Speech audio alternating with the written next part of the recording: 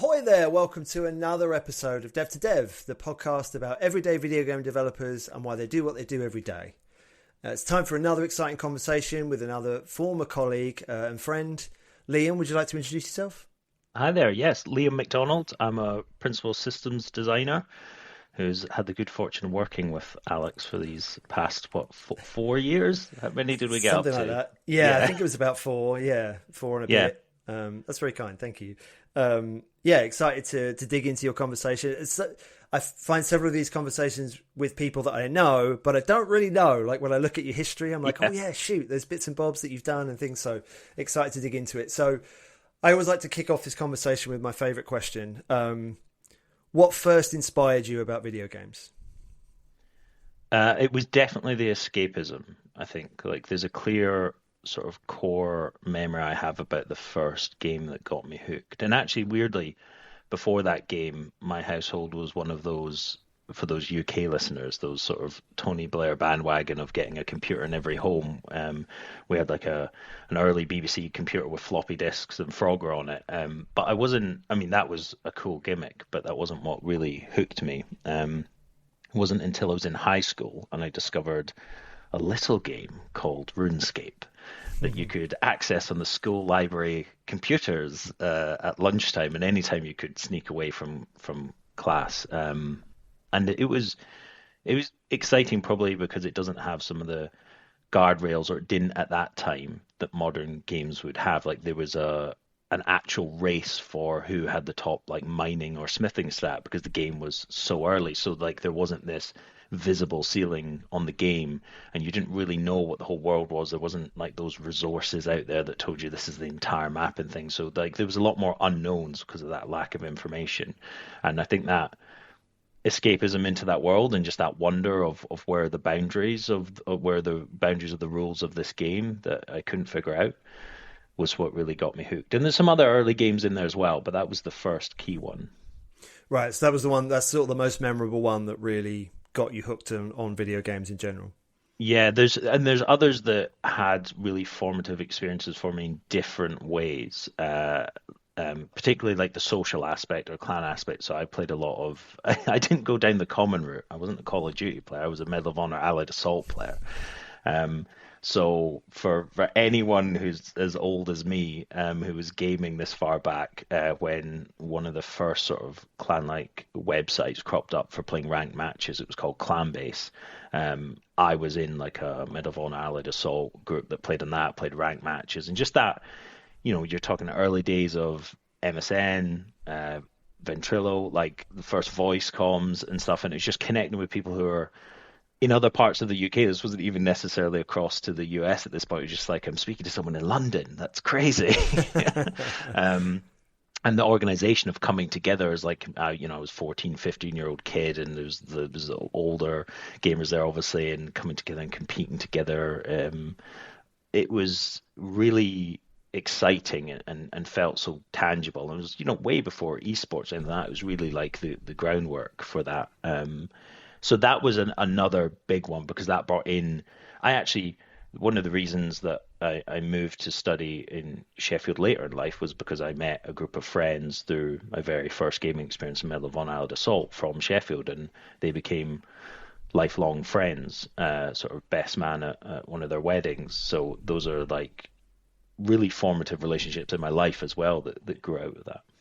Wow, that's cool. So it was the escapism and then also multiplayer, but specifically competition, it sounds like that was a real drive for you. Yeah, I think I just liked pushing things as much as possible. So, we could play, right? Let's do that. And I can get this organized and I can get this set up. I was quite fortunate in that I had an older brother who was really good with computers without any. So it was just something natural to him. Like he took apart cameras when he was little just to see how they work, sort of thing. He now does like electrical engineering on cars and stuff that goes to shows, but he was setting up like a whole network system in our house for how every computer could connect to it and be monitored with time lockouts and things like that when he was a teenager. So setting up a voice server and having our own game server running was easy. He had his own servers running very early on, and actually we for a brief time had a hosting company that we put together. And that was because I was so embedded in that sort of clan-based community that had loads of contacts with people who would buy servers, and he had this capability to run servers and understand how they worked and get us into sort of data centers at that point. And so for a brief period, I even did that. And that was just like, I could do that. So let's see what would happen if I did that. So you had your own little hosting company. Yeah. That's so cool.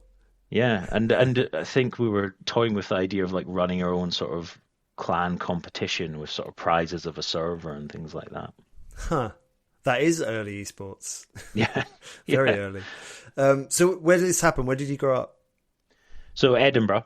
I was actually born in Aberdeen, but moved to Edinburgh very early, like 2 years old. So Edinburgh is my hometown. That's where I grew up. It's where I went to school, and I didn't move away from Edinburgh until I went to university in Sheffield. So all of those early experiences were in Edinburgh. But again, once I was involved in that early multiplayer experience and that having that clan, I was making trips to see people to come up here, and we'd go away like camping together. And so I moved schools a bit when I was young because I didn't really get on well in school. I struggled with focus, and so I didn't have like a core group of friends, and they became that core group for me. And it was interesting because what I learned later, and it sort of follows my path in video games, is just that the way I learn and focus is just a bit different than maybe what's expected of you in school. And so I found it really hard. I got very bored very easily in class, and I didn't see the point of it. To me, there was all this exciting stuff happening at home and with technology, and none of that was present in school. Didn't have a computing class until like 4 years into my high school. Right, yeah. And so, like you say, with a brother who was, into tech and building a lot of tech, and you were kind of obviously similarly inspired by that side of things, and didn't find that at school. Huh. Yeah. And we're very different though, in that he didn't play games at all. I don't think he ever touched a game. He had a completely different interest than I did, but it was an interesting meeting of those interests. Yeah, that's cool. We kind of complemented each other. Yeah. Was your brother your only sibling? Did you have other siblings? No, I got two other siblings. So an older brother, an older sister, and then a younger sister. And were they gamers at all, or? No, well, I have an early memory of my older sister loving Rayman, and it was the only game I'd ever seen her play. But she loved Rayman. That's about it. I think I was the only gamer in the household, really. Right, and you sort of implied that maybe there weren't that many gaming school friends either. Yeah, I mean, not it. To be honest, we're talking so early here that like MSN, this is the early messaging service. Got around the school because I put it on like a hard disk and took it into class and started handing out hard disks with it, and then suddenly everyone was on MSN. So like we're talking technology in such an early phase that to have a computer, to have the know-how on how to download that particular game and also connect to these things and then find the communities online, which is another step, and then have parents who are either willing to let you do that or not paying attention to you. It was quite a small pool at that time, so there wasn't a lot of gaming going on. Right, and it sounds like it was predominantly PC then, not a whole lot of console gaming. Yeah, I did a bit of console gaming. I think that is probably more where the school gaming would come in. My memories of that are actually more from primary school, though, in the N64, really. Like lots of Mario Kart, lots of GoldenEye.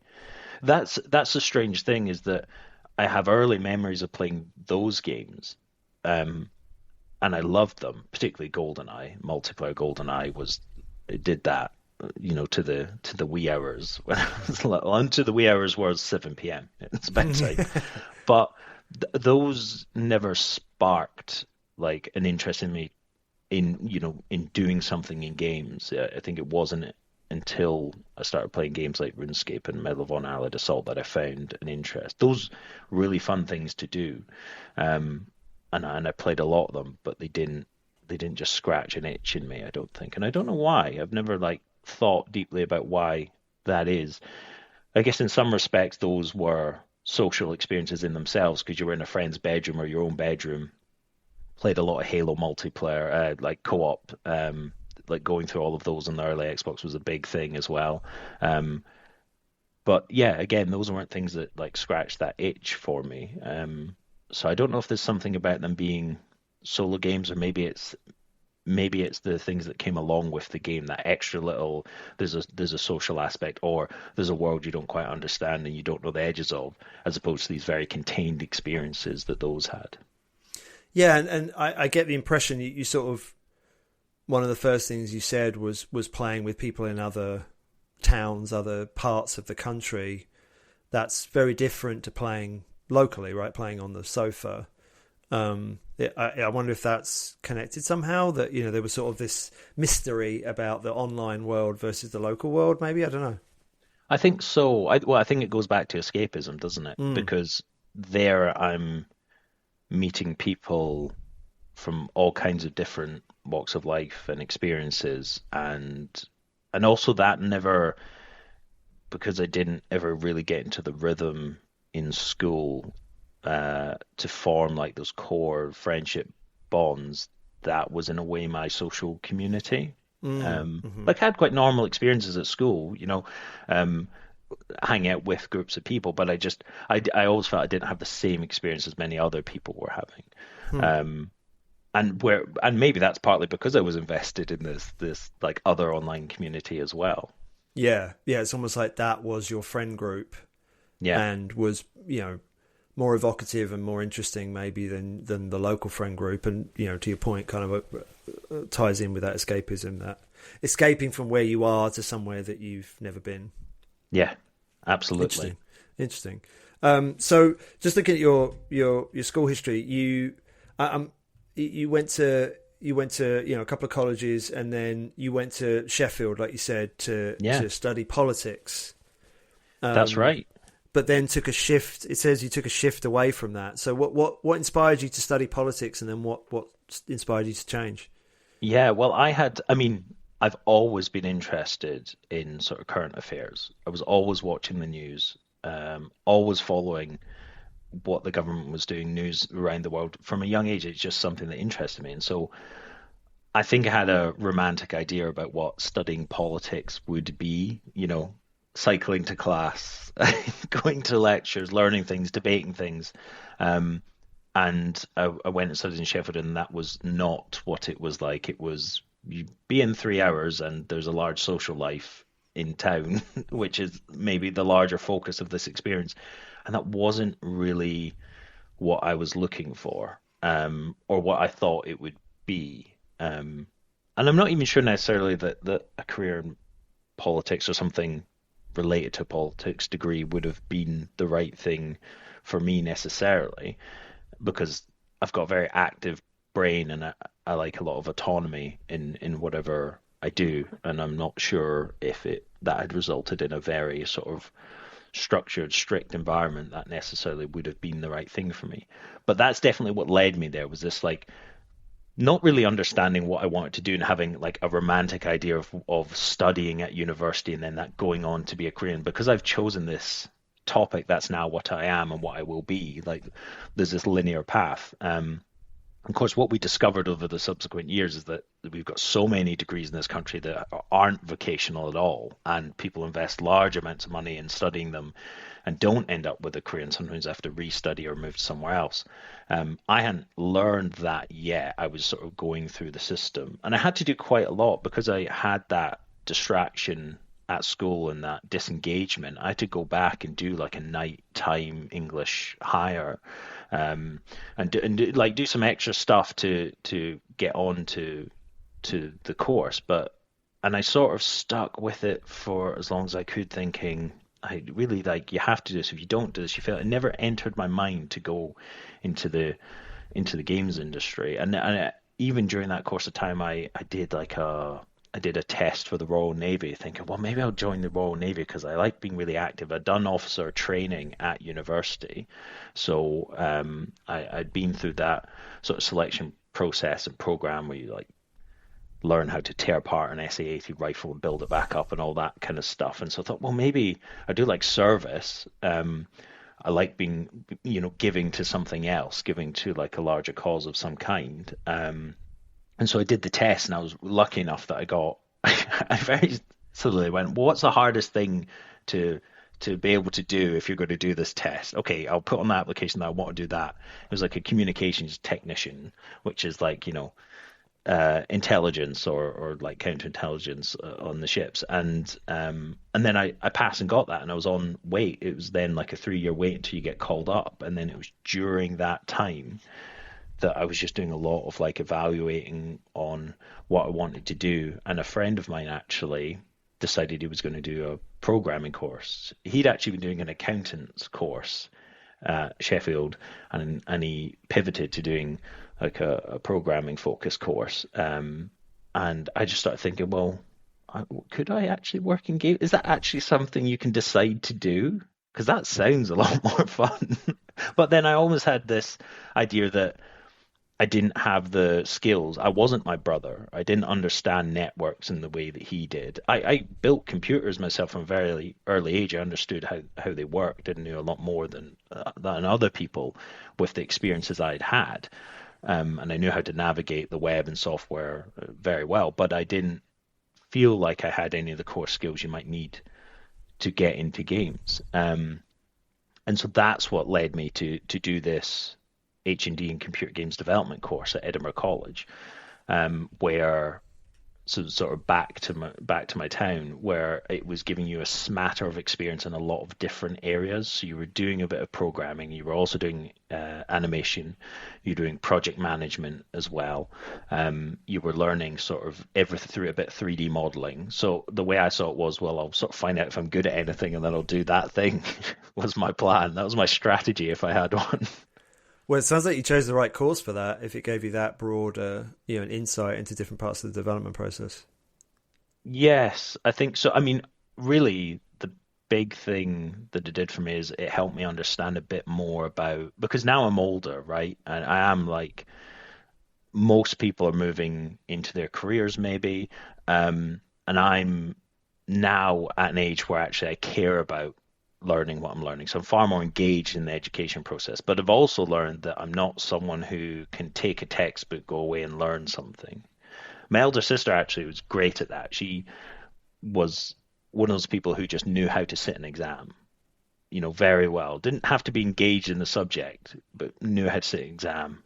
She was good enough that she got into a private school when the rest of us didn't, and she was just academically very good because she could do the mechanics of it very well. And I never could, and therefore thought, well, I'm therefore not good at education because I can't do the mechanics of it. Whereas what I learned was I'm actually someone who's better engaged face to face, where I need to be able to ask little questions and have that conversation between two people. And so being in class and in that course setting where you're doing a lot of group stuff together, but you're in a lot of classes every day, a lot of different classes, and it's about learning and learning from scratch, was exactly what I needed. And I also had some fantastic teachers there as well, who really helped sort of inspire me into like a move into what would become like a career. Got it. Okay, so you kind of found your way to game dev and it suited your way of being and your way of learning and your way of thinking. Yeah. And there was a lot of stuff going on in the periphery to that as well, which all sort of, I feel like lots of different, I sort of became energized and started doing a lot of different things at once over my time during that course. So like I started like a game content channel called Game Canon with a friend of mine, which did tutorials. Initially, it was tutorials on how to get datacrons on Star Wars. Was it the New Republic? It wasn't the Old Republic because that was the older one. It was the newer Star Wars game, and it was just like the datacrons were the collectibles that were in hidden locations, and so we just said, oh well, we'll just do a guide to all these, and because it was the hit thing, they got tons of views, and then because we got tons of views, we were able to get like access to places, so we could go to different conventions under the guise of like, well, we're sort of media, right? And did some like interviews with people as well. So I was doing that while on the course, and then also I was weirdly like an ambassador for Asus, the hardware company. They were looking for like games ambassadors and technology ambassadors, and I did that, and that got me to a few conventions as well, and some hardware prototypes and things like that. So I was just engaging in all these different things, trying to find the thing that really worked for me and where my place was in this industry that I wanted to join. Mm.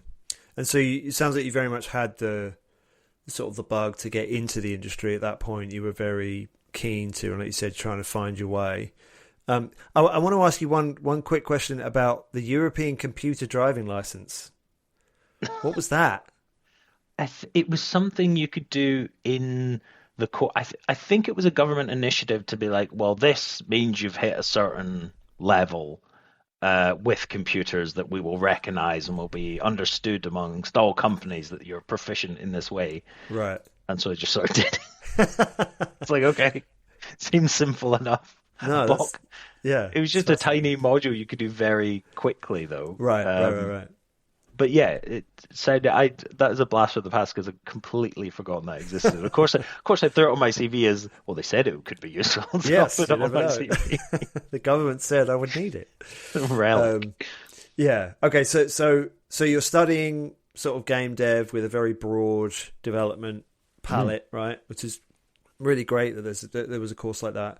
And then you're also doing this kind of ambassador thing for Asus and doing your website. How do you transition from doing that into the industry and finding your place? How did that happen? Well, so on that course, I was making everything I made was truly terrible. I'll share. I've still got some of the files I think on this computer, so I'll share some of them with you afterwards. I got a very bad animation that I did about a stick figure looking through a telescope at the moon. I did like a terrible game in Unity with just awful textures about unlocking doors with a tool you have to pick up. I did a terrible model somewhere, although that was actually kind of good in the end because I did a model for these wireless joysticks that you could hold in your hand so you could use both hands at the same time and every control was accessible. And then like several years later, they came out with VR headsets that have exactly the same kind of control. I was like, see, I didn't know the use case for them, but I designed them already. So I was completing all that stuff and I was coming to the end of this 2-year course and I realized that I had to make a decision over whether I go and do as my friend was doing and studying this course at university. I could go back down to Sheffield. I could go into the same course, a few years back from him. I could go on a different course, like an art course, or I could try and find a design course. Or I could try and get a role in the industry. And I didn't know what to do. And I was looking at jobs, but it was very hard because I was very much I knew at that point that I wanted to be involved in game design. And that was just because I always had ideas about games and about the way mechanics worked and things I'd like to see. And that was really where my creative passion was. As I said, I'd never really had the technical interest. I think I developed that actually more as I got involved in the industry. But initially, it was more in the design and the wonder of like the world and the possibilities that the agency that you're giving over the player and what they can do. And so, what I did quite late on was I used the credentials I had through our Game Canon YouTube channel to get media access to E3, and actually just like flew out there and attended and went to E3 and sort of interviewed developers, but from the point of view that, well, it's nothing to do with media. I'm a student who's thinking about getting into industry. I literally just asked, what would your advice be? I'm at this crossroads where I have these two choices of I could do further study and I could go in. What would you do? And overwhelmingly, the answer was join a studio, learn in the process of being at a studio. And so when the longer I was spending there, the more invested I was in that I need to find a job. I need to find a job. That's what I want to do. It means I can get straight into the industry, hit the ground running, and develop and grow and build within a studio. And so that's what my focus was coming out of E3 and finishing up the course, and I managed to find a role just at the sort of end of the course. It was my first job in the industry as a junior programmer. Right, interesting. So that's incredibly brave, right? To jump on a plane and go to E3. What year was that? What E3 was that? Oh, do you remember? I don't know. Would it have I been know 2014? Elite and Dangerous was showing. Okay, right. We were probably at the same E3. Oh, really? Probably, yeah. That's around the time I was living in California. So yeah. I'll have to look it up. I'll find out after. So you just got on a plane. You flew to E3. Yeah. You already knew you were going to go there under the proviso of trying to get advice on how to join the industry. Was that your plan, or did that kind of come to you when you were there? No, that was my plan. Like, I set up meetings, like media meetings, so like Cloak and Dagger media meetings under the channel, and I had a list of questions to ask. But I was also like, when I went to those, I wasn't asking that question, but I was going up to because of course every booth is manned by the developers, right? They didn't have loads of staff there who were just there to show the game. It was the developers. Like, it didn't really matter how big the game was. And even if they did have a few helper staff, the developers all had developer hoodies on, so you knew exactly who the developers were. And so I mostly did it like that in my walking around time, as I just go up and I just like strike up the conversation and just drill into what they did, where they were located, even did they have any openings, like what would you do in this if you were in my situation. And I mean, I've found this across my career, is that developers in our industry are always super keen to give advice and lift people up, and they just loved being able to talk about their journey and how it worked for them. And like, an overriding theme of that was often luck and strange paths, and there wasn't often direct routes. You do sometimes see it, but there wasn't often direct routes. I mean, one of the reasons there isn't direct routes is probably because in some areas there's not as much of an engagement with the like education system as there could be from the industry side. And I understand it partly because it's a complex problem that you need to devote resource to make work. But, you know, as an example, I was on a 2-year course at Edinburgh College that had been running for a while, and you've got Rockstar North centered in the city, and there was like no placement opportunities that you could access. And we were like the only games course really running in the city. And so there's a massive opportunity where you think, well, why isn't there like an established like internship program where you know, a few of you on the course every year gets to spend some time just seeing a studio on the inside. And it's very hard, I think, for the lecturers to orchestrate that without like willingness on the other side. It's not so much true in Sheffield, where I know that the friend I was talking about did an internship at Sumo, which is based in Sheffield. So there are places where that kind of connection exists, and that proved very fruitful because he went to go on and work there for several years.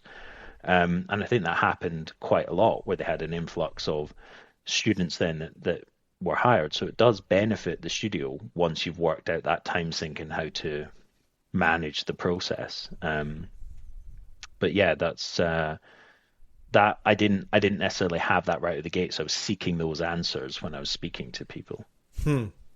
Yeah, man, that's impressive to just, and it's not like you went, you know, an hour down the road. You like flew to California. Just, I mean, I don't blame you. E3 was incredible, but yeah, that's super impressive that you did that. And so you came back from that inspired to find a role, and that landed you a job at Fail Better. Yeah. That's right, yeah. I also had loads of swag, by the way, because if you do, this is a pro tip, if you do media interviews, you get a bag of swag. Yes. I was like, and thank you very much. Thank you for advice, and thank you for your t-shirts. Thank you for your t-shirts and many battery packs for some reason. And so you joined as a programmer. Yeah. So you said design was kind of, you'd sort of already settled that design was where you wanted to be, yet you joined as a programmer. How did that happen? Well, I mean, one answer is it's what they were advertising for. But the other answer is that, like, what I realized at that time, you did not see entry level or even many like game designer job adverts. Like as a vocation, it just wasn't as visible. And I don't know if that's because like that was held in like the director's hands or the owners, or whether there was just fewer roles and it was other people who'd ascended to that through other roles. I'm not sure, but like it just became very apparent to me that trying to get in as an entry level game designer was hard, and hard to really differentiate yourself as a candidate at that point. Or I felt that way. And the other route obviously was QA. But the way I felt about QA, and this is very unfair to people who are great at QA, because I've worked with some fantastic QA people who that is their profession and they are great at it. But a lot of people also go into QA as an entry level into the games industry in the hope to move horizontally. And it was something I was considering at that time, but it felt like the obvious and done thing. And so in interviews, you would have to hide the fact that your interest wasn't solely about QA, because they were sort of guarded to that. And I didn't really like that, because I tend to be, I'm even to this day quite brutally honest in interviews, to the point that I will say, oh, if you're looking for this, that's not me. Just straight into just like just kill myself in an interview from the process, because I'm very much like, well, what's the point in getting a role if it's not going to work, and if I'm going to be worried about inadequacies all the time? And I'm worried enough about that. I don't need to like make it harder for myself. So I didn't really want to go down a QA route when it was an interest at all. And the thing about programming was that had done a lot of it, and I had got like a satisfaction out of it when code works. I love that. Like I definitely got bit by the programming bug in terms of just like I wrote, and this isn't a good thing because it's bad programming, but I wrote like 4,000 lines of code for a group project, which we decided rather than making one game as a group, I said, let's all make a game and tie it together into like, you can pick from between 4 games. And so I did the menu system. I said, do your game here and I'll get it all together in a master, in a sort of master profile, and I'll connect it all together and it'll work, and I'll reset everything and it'll be fine. And it was an absolute nightmare, but it was a really great learning experience, and sort of stood out as being very different maybe from what people would do.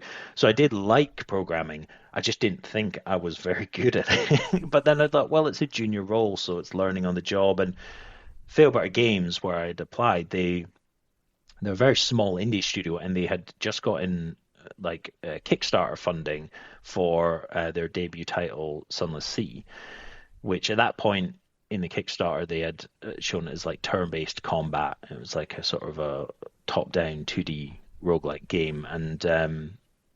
And so I thought, well, they're quite a new studio. It's a junior programming. One of the things they mentioned was there's a lot of QA that needs to be done anyway. There's some bug fixing. We need someone who can help with the support tickets, because they had this, unlike many other games, maybe they had this massive community who was like onslaughting them with information, because they were going like straight into early access to really leverage their testing, which is very smart, but also creates this huge burden. So I just thought that there was enough there that even if I wasn't great at programming, there'd be so much else to do, and I could learn by fixing little bugs and get better. That's why I thought it was a role that I could be suited for. Interesting. So you picked up, like you said, you picked up enough programming to feel confident enough to be able to be a programmer, professional programmer, as it were, but you were still kind of trying to find a spot within the company that would really suit you. Yeah, well, I mean, I think at that point I really did think I would, like, I'm pegging myself into programming and I'll develop as a programmer. And I don't think I had a strategy at that point for design. I think design was a passion, and I looked at it and said, I don't think I can join anywhere as a designer. I want to move into the industry. It's what all the advice has said. I just understood I needed to have value.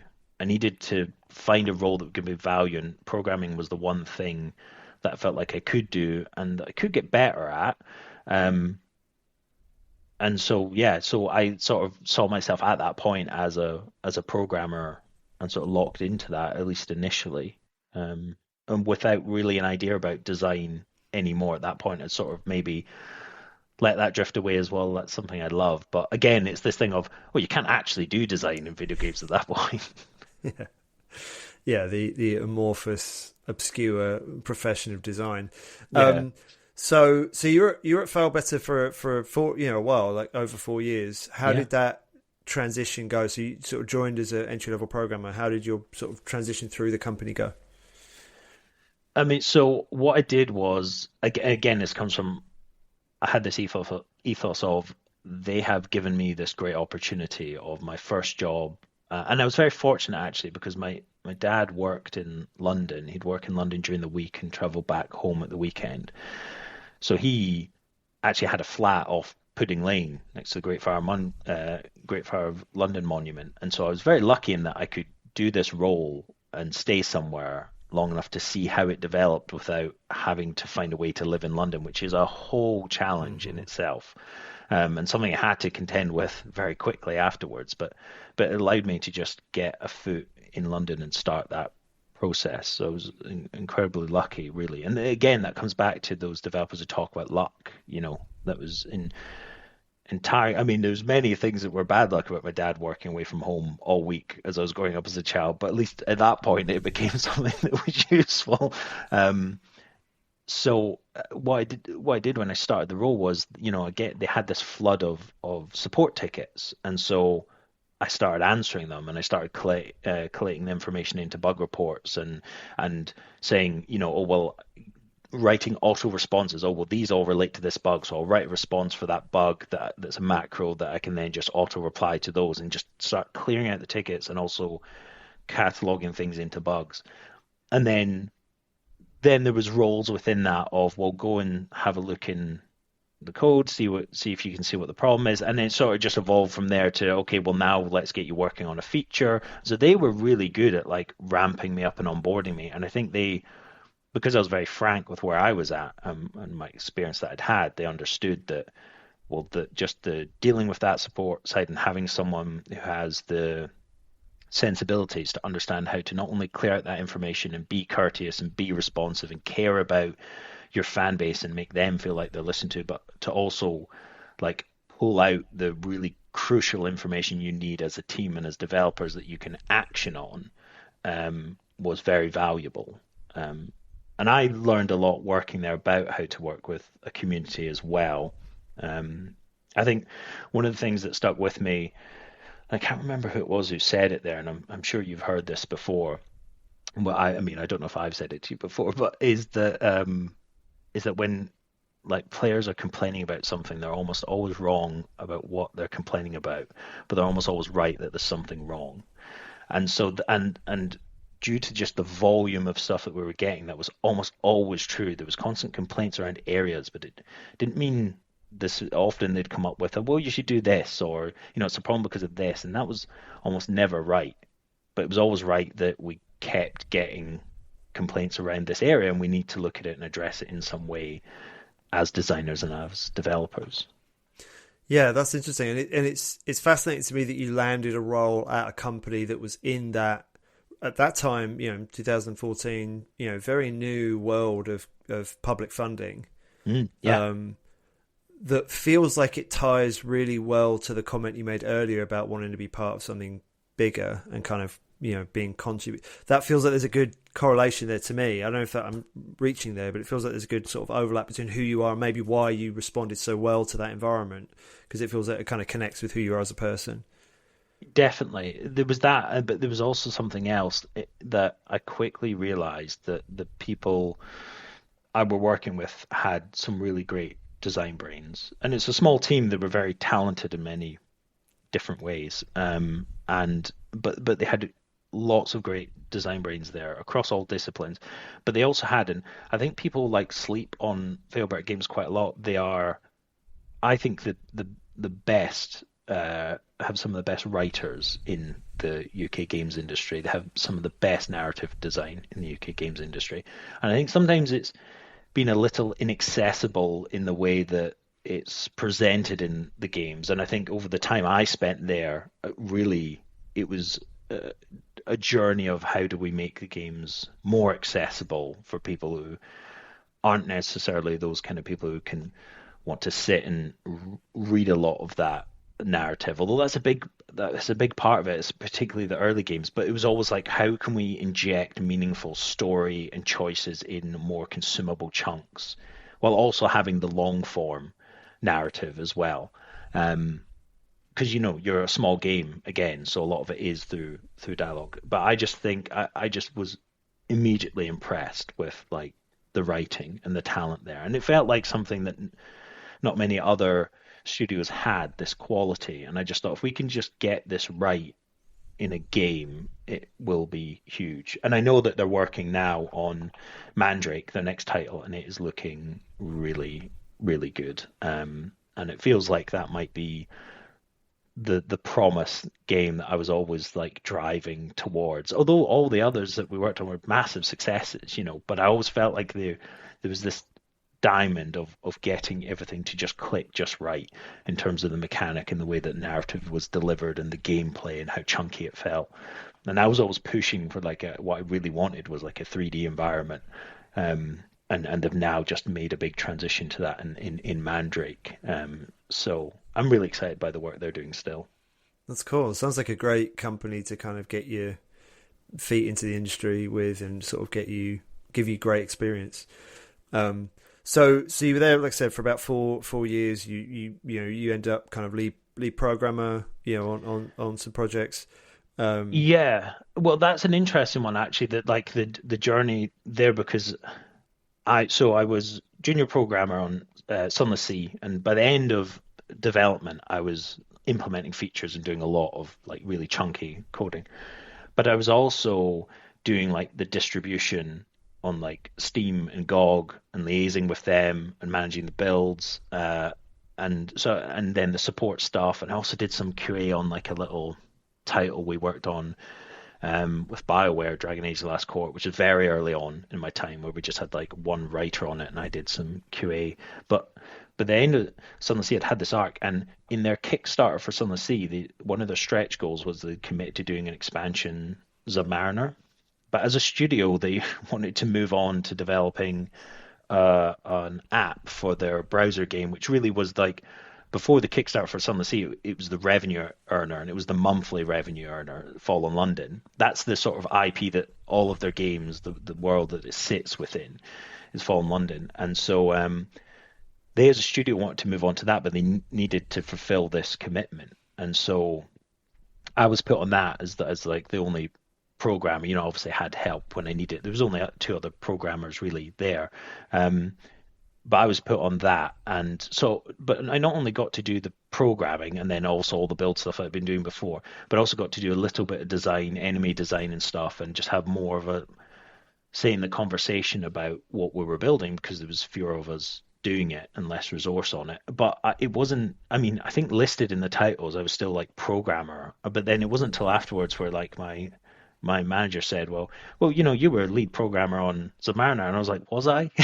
Because that's the weird thing, is that yes, I was. That was what I did, but I was still so early in my career that I didn't say, oh well, I feel like I should be lead programmer in the title screen. And I mean, that, to be honest, the credits were the last thing from my mind. I was just like, we have to ship this game. It has to work. It has to not put egg on the company's face while they're doing this other thing, and I feel like really responsible for making sure that works. So I really burnt myself out doing that and achieving it. I was very proud that it was held in even as close to high regard as Sunless Sea, but I just felt like that was what I needed to do as part of that paying back the company for the opportunity that I had. And then when we transitioned on to Sunless Skies, it was the full team then, because the app hadn't worked out the way they'd hoped. It sort of faltered and was shut down, and so Sunless Skies was kickstarted again. I mean, Failware Games, again, when it comes to crowdfunding and Kickstarter, they have an impeccable record, and they deliver, and they're great with the community as well,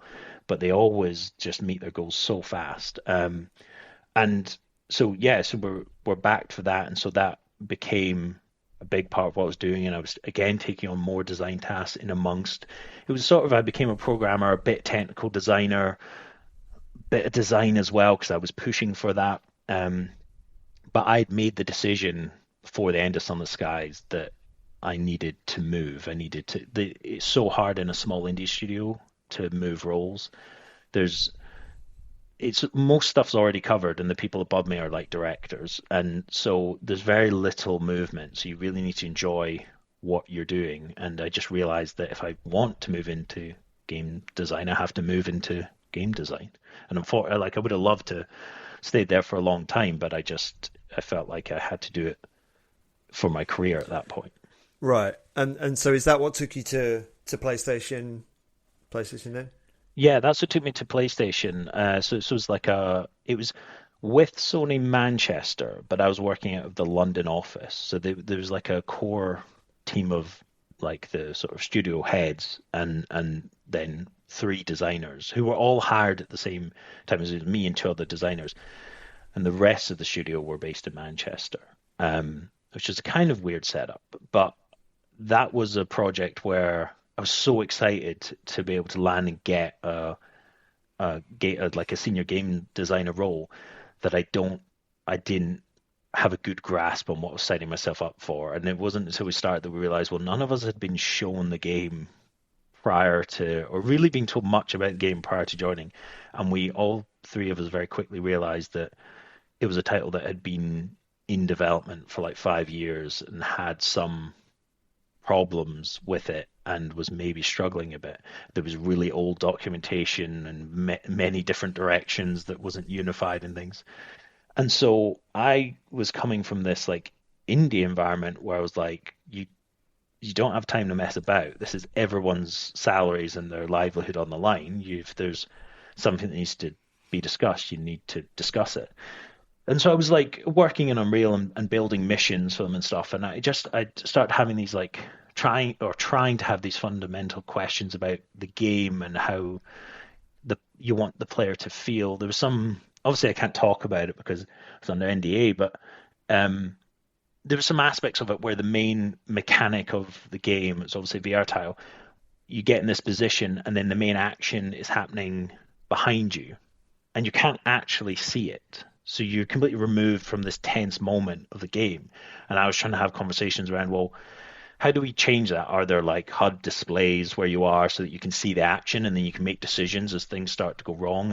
And like, how is the sound design playing into like the claustrophobia of the player and the environment versus the sounds and the action that's going on external to this like environment that they're contained within? And I was trying to push all these things to try and like churn this into something that people could like rally behind and galvanize. But I think through that process, it probably came across as like abrasive. Like, why are you questioning the designs of this game? Why are you, and because I was having conversations, we had one meetup in Manchester with the team, and I was like, well, this is my only chance to talk to the team. So I was saying, what do you think we need to address this? And how do you feel about that? And so it just quickly became apparent that the people running that project, the reason it had been languishing for 5 years was because like they had an inability to address this stuff, and it didn't really matter how much I pushed at the door or tried to have those conversations, it wasn't going to work. And so I just realized, like, again, I was in this, well, I don't want to waste time. If this isn't what I should be doing, I need to go and do the thing I should be doing. And so that's when I started this long application process that was me joining ZOS, ZeniMax Online Studios, and moving. And of course, like that, Sony Manchester ended up, they closed down, I think 4 months later, like kind of understandably for a project running that long. But it was so unfortunate because when I was there, I felt like you're at the heart of Sony. You have all the backing you need. They had a VR studio in there doing Blood and Truth, which was so good, which was so interesting, and had loads of expertise in how to execute a VR game.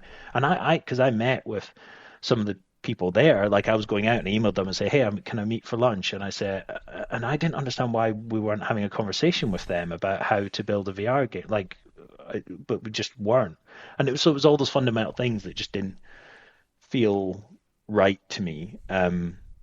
But yeah, so then I got into this sort of application process, which was kind of like, at that point I was like, well, I'll just cast my net everywhere. I was at a point in my life where I had a partner, but I didn't have kids. and I could sort of do anything at that point. Mm. And so you land a role in America, in Maryland, and you take you and your partner over there. Yeah. Well, here's the thing. By the time I get to that point, I have a kid. So And it your was a kid, lot more, a right. lot more complicated. Yeah.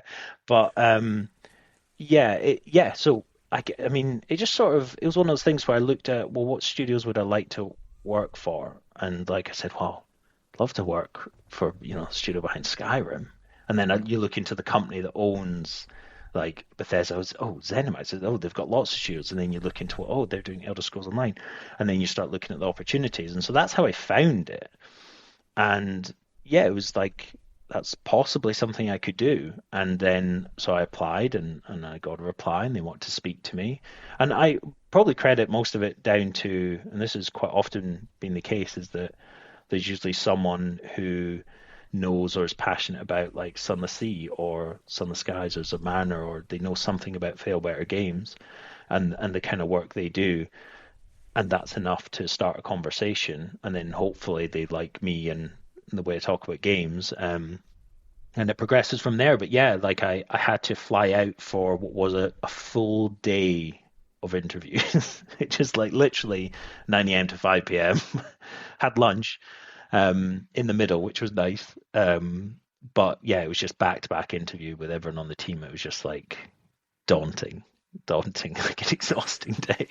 Yeah, and the having done that myself, that burden's the wrong word. That pressure you feel when you're taking a job in another country and you're kind of moving not just yourself but your family over there, right? That's a huge, puts a lot of pressure on you as a developer, as an employee, right? To show up and do a good job. Yeah, well, I mean, the real scary thing you realize is how easily people are let go in the US compared to the UK. We have like notice periods that are sometimes quite generous, and you tend not to have that in the US. And you're talking about a situation where you're really uplifting your whole life. You're selling a property, you're packing all your stuff into a container and shipping it around the world. I moved 2 cats as well as a kid. It's like a huge cost. And also that here's the other thing, that usually when you take these kind of roles, there's relocation support, but you have to work for a certain period or pay back either in full or half some of the relocation. So there is a real pressure to like not fizzle out in this role straight away. So and everyone around you, of course, your partner and your kid, they're supporting you. They've done on this, but at the same time, you're still. It's not as if, well, you've got the role, you're doing the job now. Why aren't you happy? There's a huge amount of pressure still on you to then make that work, and that becomes something you have to balance in your relationship of understanding each other. That kind of you're both quite stressed by the process that has been.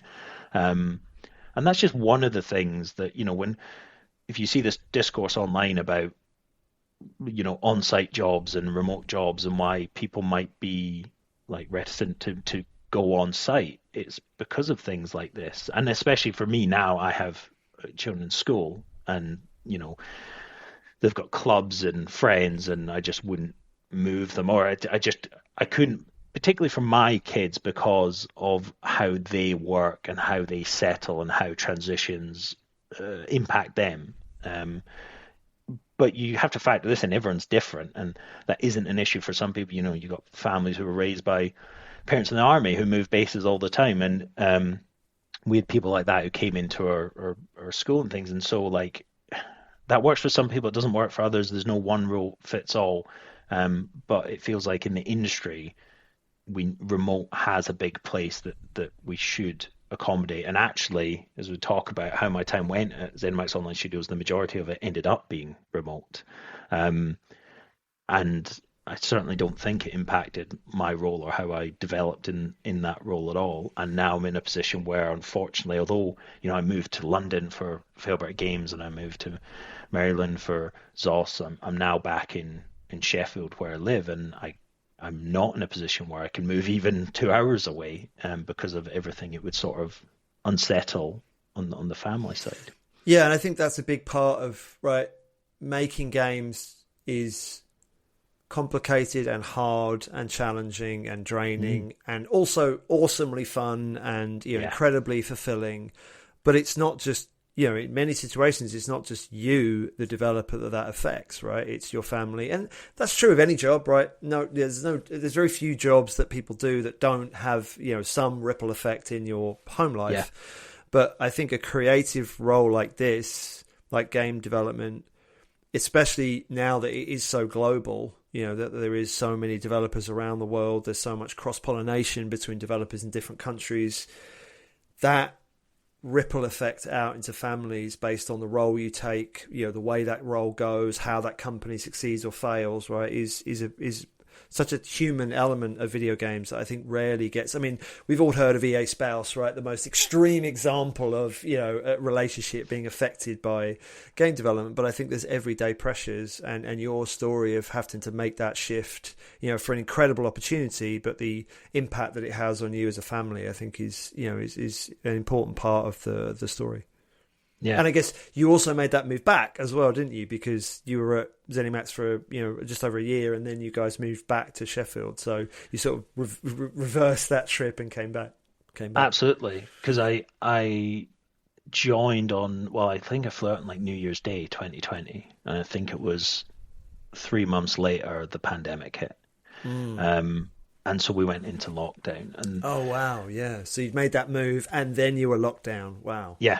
And so the problem with lockdown is that it wasn't so much that I wasn't seeing the colleagues, because they did a great job of transitioning us all to remote working very quickly, incredibly efficient machine in that regard. And that it's testament to like the maturity of that studio at that time that they could do that. But the problem was that we couldn't socialize. So my partner couldn't go out and meet people or establish any kind of life there. I struggled as well, although I had the work colleagues, which at least was something. But also we couldn't fly home because there was just so many changes to the rule. I mean, at times the flights were just not running, and then there were so many changes to the rules where no one could give you a definitive answer if you would get back in or not.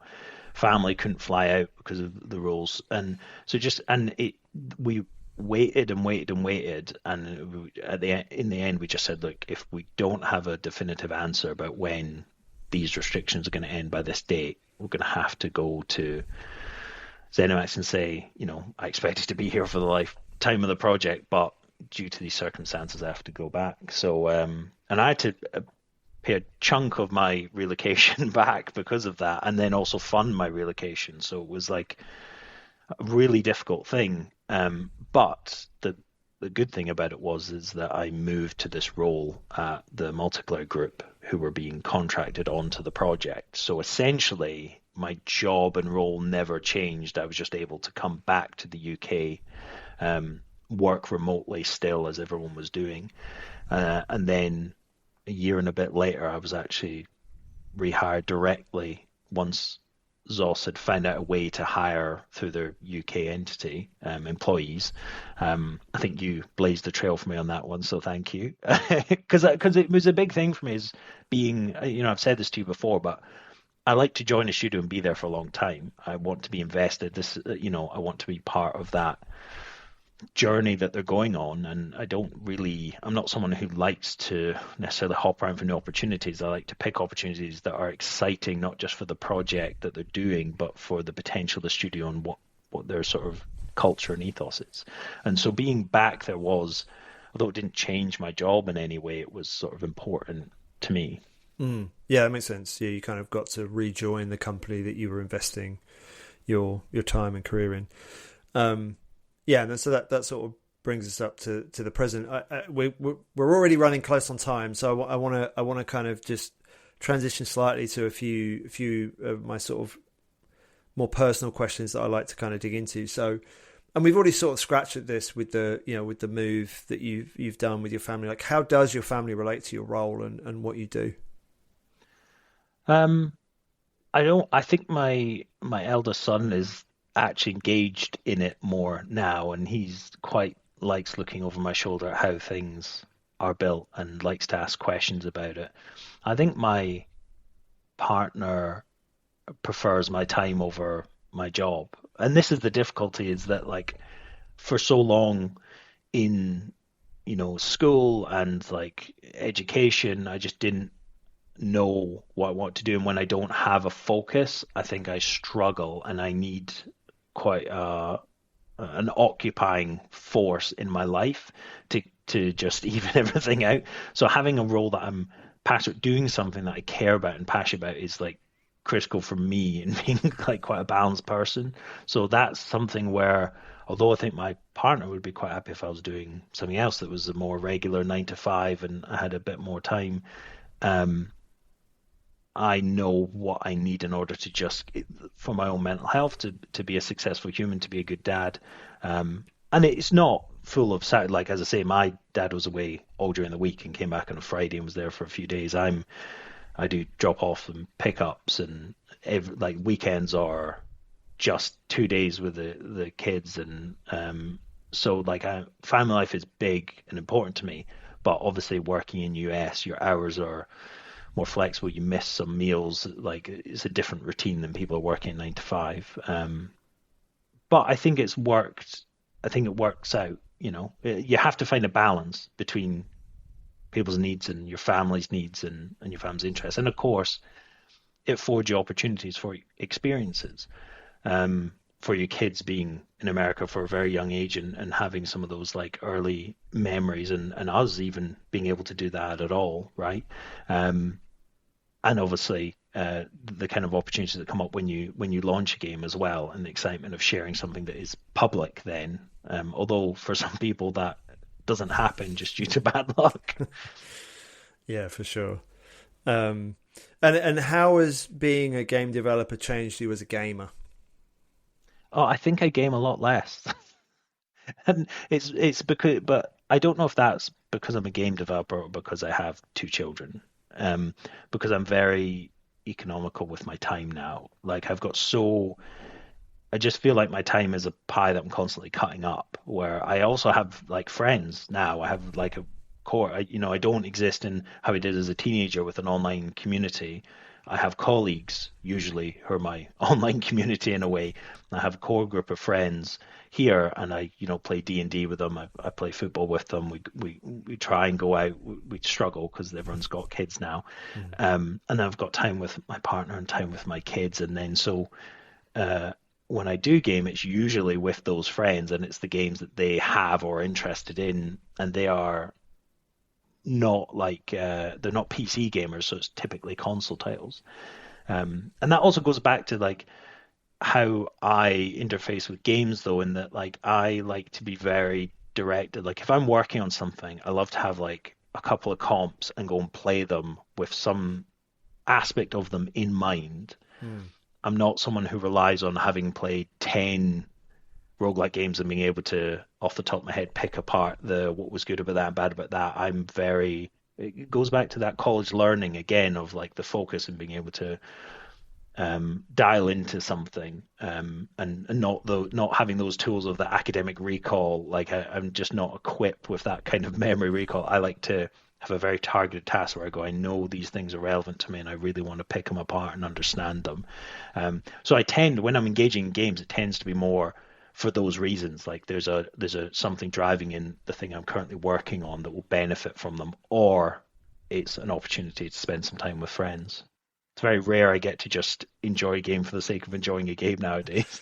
That's interesting. So yeah, so it's either tying back to that, being able to play online and connect with friends, or like you say, it's part of almost research to keep connected with what you're working on. Okay, last question. How has being a game developer changed you as a human? I think it's helped me understand myself better. I think because of the journey I've taken, it's helped me understand how to balance like priorities in my family life better. It's slowly, everyone still suffers from imposter syndrome, but it's helped me slowly understand what I'm good at and the value I have and can bring. And that's why I said to you earlier on, I'm very honest in interviews now, because I know exactly what I can do well and how I can support a studio. And if that's what they're looking for, great. And if it's not, I can tell you exactly what you should be looking for because I have that sensibility of I know what you need to make that succeed. Again, that comes from the indie environment of understanding what pushes a project forward and where focus has to be at a particular point in development and getting to the line and delivering something stable and well. And so I'm very quick. And again, you look at the VR experience I had where it was just like, I could see what could help and I could see what wouldn't help and I could see practically what was going to happen here. And so I think it's helped me understand myself and my value in a way that for so long I was like, well, I can't do these things, or I can't do that, or I don't know what I can do. And now I think I have a much better understanding of my sort of qualities. I think that's a wonderful answer, because it reflects back so interestingly on how you started your career, right? You started your career very unclear about where you wanted to be, what you wanted to do. You know, you were passionate about games and making games, but how you were going to do that was still forming.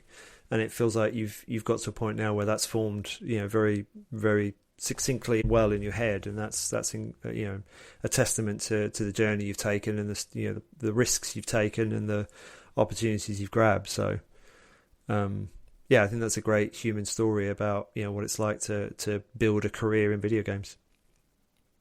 Hopefully it's one that other people can share and identify with, because I feel like there's a couple of common traits there that I hear from other people, and it's great when people find themselves in our industry. It feels that's often the journey of people entering the industry, is you can tell that there's someone who might be trying to find themselves in some way or have some reassurance about what they think they can bring and want to do.